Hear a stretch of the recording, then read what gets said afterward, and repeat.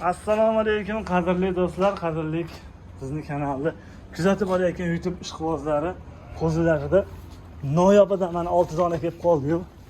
Uni ko'ringlar, bitta joyga to'plab olishini bilardi. Qochib turayapti, qocholmayapti shahtomon. Mana qo'zi. Mana qo'zilar, nima deyapti? Ko'chatlariga e'tibor berib qo'yasizlar qo'zilarimizni. Soniga 6 dona xolos olmadik. 3 tasi qo'chqor, 3 tasi sog'liq. Bu qo'chqorlarni ham ko'ringlar.